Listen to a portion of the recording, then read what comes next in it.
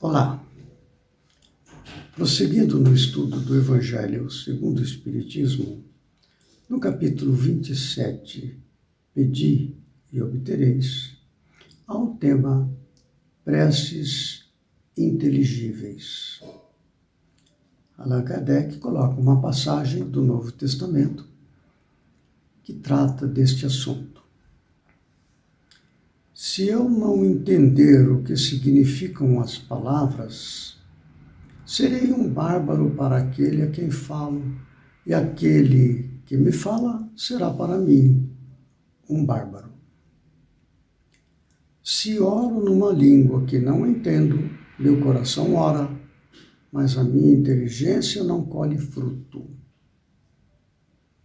Se louvais a Deus apenas de coração, como é que um homem do número daqueles que só entendem a sua própria língua responderá amém no fim da vossa ação de graças, uma vez que ele não entende o que dizeis? Não é que a vossa ação não seja boa, mas os outros não se edificam com ela. Isto está na primeira carta de Paulo aos Coríntios, capítulo 14, versículos 11, 14, 16 e 17. Então, está se tratando aqui, Kardec coloca com este propósito, de alguém que fala para um grupo de pessoas. Quando se vai orar, um grupo de pessoas vai orar, uma pessoa conduz o pensamento que todos seguem, porque é necessário que haja um pensamento. Existe a vontade de todos que ali estão presentes para orar, mas é preciso que todos tenham o mesmo pensamento, porque a vontade de cada um impulsiona este pensamento e a oração do conjunto adquire uma imensa força. Olha o que Kardec havia tratado no final do tema do vídeo anterior, quando falava ali de ação da prece, o poder do pensamento. Então, ele termina falando assim: 100 pessoas juntas podem orar como egoístas, 100, enquanto 2 ou 3, ligadas por uma mesma aspiração, orarão quais verdadeiros irmãos em Deus, e mais força terá a prece que lhe dirijam do que a das 100 outras. Então, se a prece é constituída da ação da vontade sobre um pensamento, a vontade impulsiona esse pensamento. Então, quando nós estamos diante de um público para orar, esta pessoa que fala, nós que estaremos ali, precisamos falar de maneira que todos entendam, e todos entendendo, todos com vontade de orar, tenham o mesmo pensamento.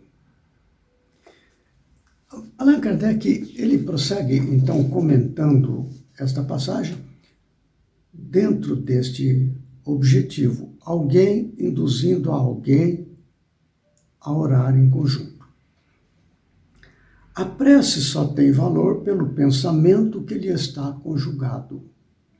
Ora, é impossível conjugar um pensamento qualquer ao que se não compreende, porquanto o que não se compreende não pode tocar o coração. Para a imensa maioria das criaturas, as preces feitas numa língua que elas não entendem não passam de amálgamas de palavras que nada dizem ao espírito. Se alguém está induzindo a oração numa língua que eu não entendo, como que eu posso formular um pensamento? Eu tenho a vontade, estou ali para fazer a oração, tenho vontade, mas eu não formulo um pensamento. Então, como diz Kardec, se 100 pessoas estiverem em conjunto para orar e não houver um pensamento único, igual para todos, podem ter vontade, todos têm vontade, mas será como se fosse a prece de um egoísta, porque cada um vai estar orando segundo o seu próprio pensamento. Esta é a ideia. Isso é muito necessário dentro das reuniões das comunidades religiosas, e aqui estamos tratando dos grupos espíritas, seja grupo mediúnico, grupos de passes, grupos de estudo, grupos de palestras públicas. Então, sempre há um grupo de pessoas que farão preces, seja no início da reunião, seja no final da reunião, ou seja até durante a reunião, quando necessário.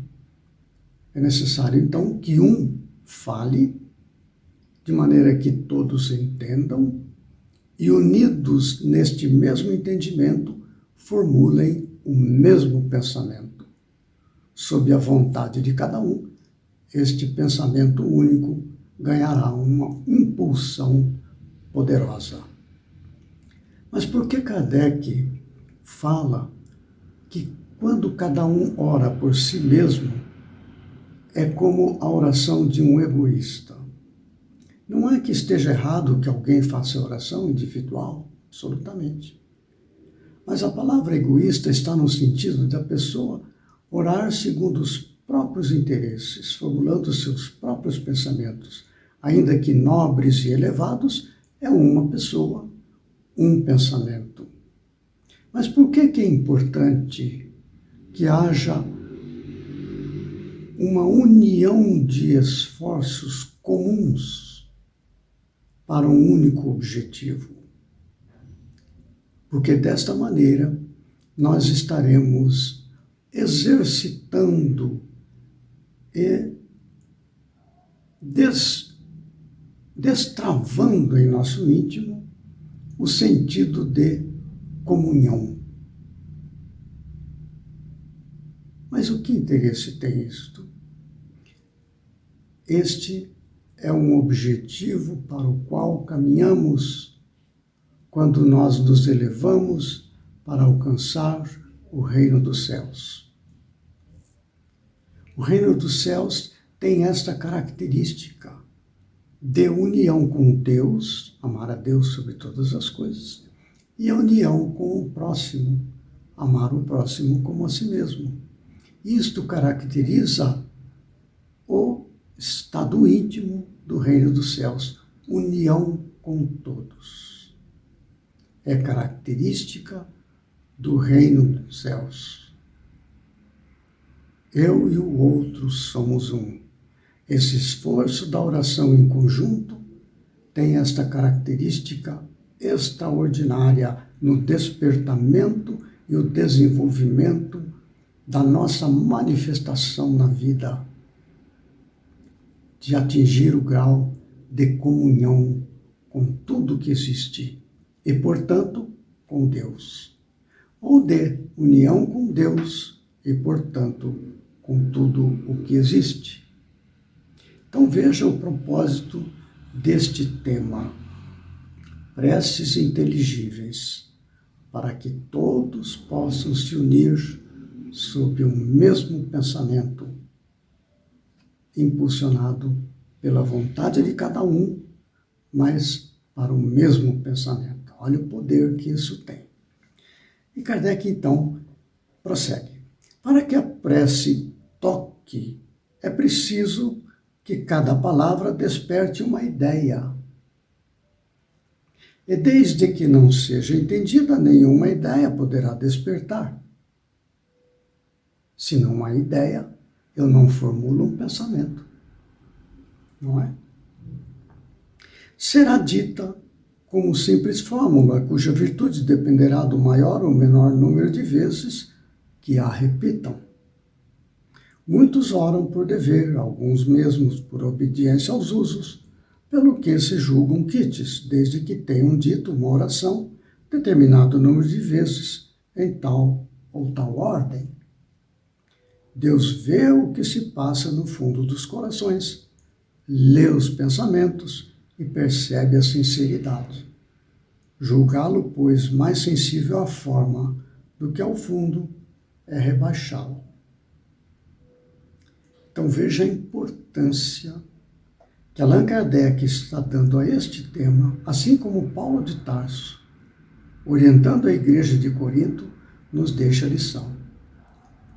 Bem, de acordo com o ensino de Jesus, onde estiverem 2 ou 3 reunidos em meu nome, aí estou eu no meio deles.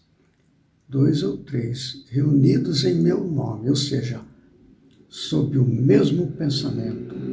Então, aquele que está diante de um grupo, que vai direcionar a prece do grupo, que o faça com linguagem compreensível, induzindo a cada um uma ideia que venha tocar o coração de cada um, e assim a oração seja de grande resultado. Aí fica esta orientação para que a gente possa conduzir a nossa manifestação diante de grupo, seja familiar, seja no grupo do Centro Espírita, onde seja, em que nós venhamos a conduzir, induzindo pessoas ao propósito comum. No próximo vídeo, prosseguindo ainda no capítulo 27, o Pedi e obtereis, ao tema da prece pelos mortos e pelos espíritos sofredores. Até lá, então, que Jesus nos ampare e fortaleça.